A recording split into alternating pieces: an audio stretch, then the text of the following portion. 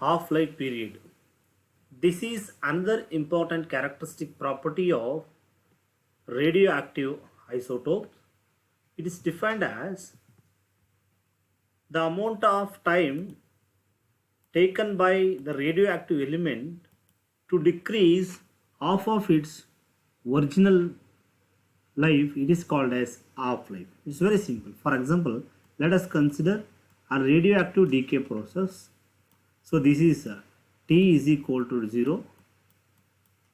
So beginning N0 is the amount of radioactive element. Let us take 100 gram. This 100 gram is converted into 50 gram. Why it is 50 gram? Because it continuously emits radiation. So mass is converted into radiation. That's why mass is decreases if you move from left to right. So before it is 100 gram, then it is 500 gram, and at the end the mass becomes 0. So to reach from 100 gram to 15 gram, it takes some time. So this time is called as half-life of radioactive element. Half-life means it's the time taken by the radioactive element to reduce half of its original amount. So before it is 100 gram. Half of its 100 gram is 50 gram. To convert 100 gram to 15 gram, it takes around some time. So so this is, for example, it takes around 30 minutes. So 30 minutes is the half-life of that radioactive elements. That is, it's the time taken by the radioactive element to reduce half of its initial concentration. So it is called as half-life period. So now let us derive the mathematical expression for half-life period of a reaction.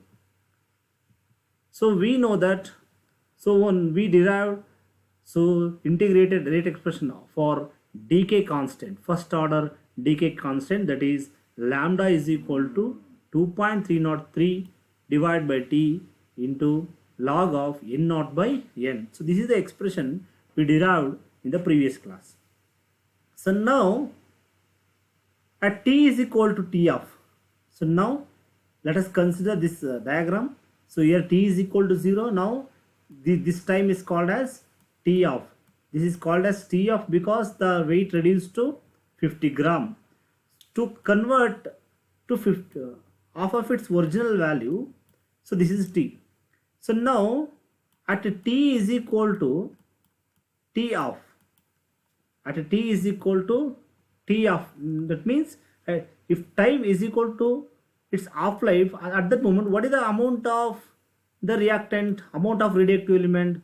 The amount of radioactive element must be half of its initial value. So what is the initial value is N0. So N0 divided by 2. That means at if the time period of that decay process reach its half-life, at that moment the amount of radioactive element must be half of its original value. That means, so N is the amount of radioactive element at any time. So at T of, what happens? T of, it must be N0 by 2. N0 is the initial concentration, so half of its original value. Then substitute the value of T and N in the equation number 1. So we are going to get, there is a little bit change.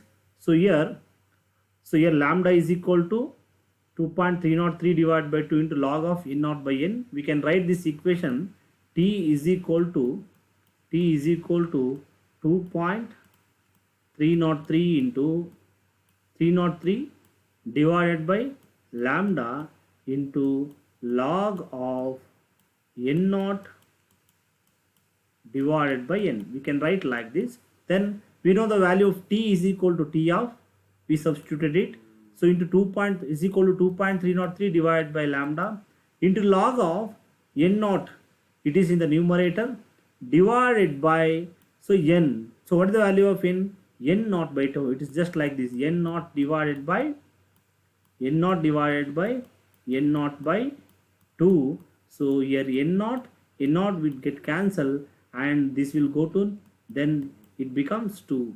Then if you simplify this expression, so we are going to get T of is equal to 2.303 into log 2 divided by lambda. Log 2 means, so the value of this log, okay, this whole value n naught by n naught divided by n naught by 2 is equal to 2. So we simplified, so then it becomes log 2. So this becomes 2.303 whole divided by lambda.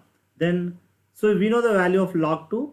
Then if you multiply the value of log 2 with 2.303, so you are going to get 0.603 divided by lambda. This is a, so T of, this is the expression for half-life period of radioactive element. It's very simple. Dear students, if you want to, please, while expressing, you please take pen and paper and you goes on deriving with me. Then only you can easily understand this concept. Once again, so it can be easily derived very easily like this.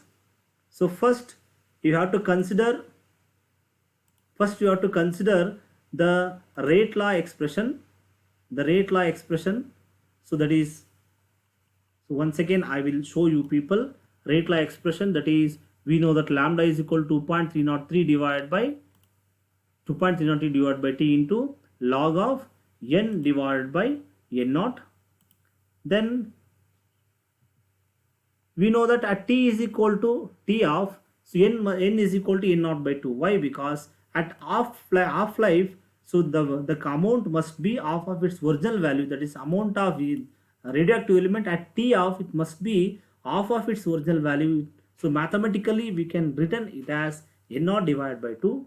Then if you substitute the value of t, and then in this equation this t becomes t of, and this n becomes n naught by 2. So this is the, so equation after substitution. I took t of on LHS and this lambda, so you come to RHS in the denominator. Then if you simplify this log n naught divided by n naught by 2, it becomes n naught get cancelled, it become log 2. Then you will get, so to t of is equal to 2.303 into log 2 whole divided by lambda. Then if you multiply the value of log 2 with 2.303, you will get, so 0.693. So T of is equal to 0.693 divided by lambda. So this is the expression for half-life period of radioactive element. Dear students, this expression is very important to calculate half-life, because as I said, the half-life period is the characteristic property of an element. So, and we are going to use this half-life expression in carbon dating experiment, and you can understand application and significance of this equation while solving numerical problems. Next is nuclear reaction. You know nuclear reaction. So nuclear reaction is one in which one nuclei of an element is converted into another nuclei by emitting alpha, beta or gamma radiation. So this is called as nuclear reaction. Or sometimes the nuclear reaction takes place by bombard with a suitable bombarding particle. So this is called as nuclear reaction. So in a nuclear reaction, so as I said, there are four important parts will come in a nuclear reaction equation. One is parent nuclei, and second one is projectile, and it gives daughter nuclei and ejectile. So now, so based on the nature of projectile and ejectile used, the nuclear reaction can be classified into 6 types. So one is alpha P type. So now you just look at this reaction. Dear student, as I said, there are 4 parts.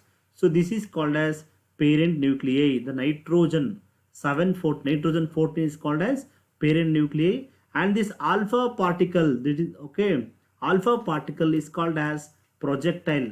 That means projectile is a particle in the nuclear reaction. It is going to incident on parent nuclei. It is going to bombard or collide with parent nuclei. It gives new nuclei with some ejectile. So this is called as daughter nuclei, and this is called as ejectile. This is ejected in the nuclear reaction. this is or it's a byproduct of nuclear reaction. That's why it is called as ejectile. So now, so you people are clear with, so parent nuclei, projectile, daughter nuclei and ejectile. So based on the nature of parent nuclei and projectile, or based on projectile and ejectile, so we are classified nuclear reaction into 6 types. The first type is alpha p type. That means the nuclear reaction in which alpha particle is the projectile and p means proton is an ejectile. So that's why this is called as alpha p type reaction. Next type of reaction is p alpha type. Here p is nothing but proton. P is nothing but proton and alpha is nothing but alpha particle. This is called as p alpha type reaction. In this reaction, the lithium nuclei so collide with, or this proton bombard with lithium, so it gives helium plus helium. Here this is a daughter nuclei and this is a ejectile. Dear student, while I am explaining the reaction, you please observe the changes in atomic number, mass number between reactant and product. So here the ejectile is a proton and the projectile is a proton and ejectile is an alpha particle. That's why it is called as so p alpha type of reaction. Next type of reaction is so alpha n type. Here alpha particle is a projectile and neutron, n means neutron is an ejectile. That means this alpha particle bombard with beryllium, it gives carbon plus neutron. So in this molecule, this is a projectile is an alpha particle and ejectile is a neutron. That's why it is called as alpha n type reaction. Another type of reaction is n alpha type. You just look at this reaction when this beryllium nuclei bombard with this neutron, it gives lithium 9 plus helium nuclei.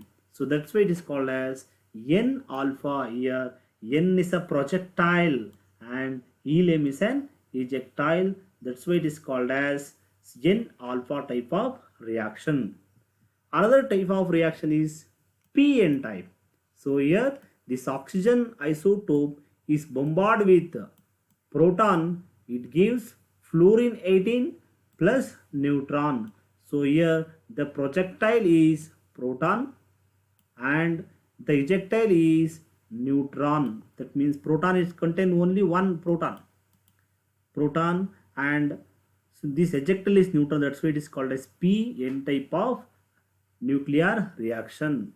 Last type of nuclear reaction is NP type. That is, so here boron 11 bombard with neutron, it gives beryllium 11 along with proton. So here neutron is a projectile and proton is an ejectile. So that's why it is called as NP type of reaction. Dear student, this classification is very simple.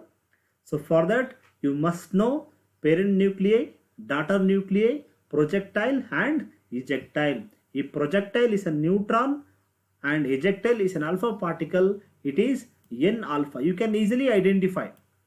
But you, before going to that, you must know the meaning of projectile and ejectile, and you must identify projectile and ejectile. So after this class, my dear students, you please observe each and every reaction and you please try to identify the reason why atomic number is decreased, why atomic number increased. So what is the conversion, which particle undergo conversion, either proton into neutron or neutron into proton. So you start thinking and do some homework, then definitely you can understand this concept.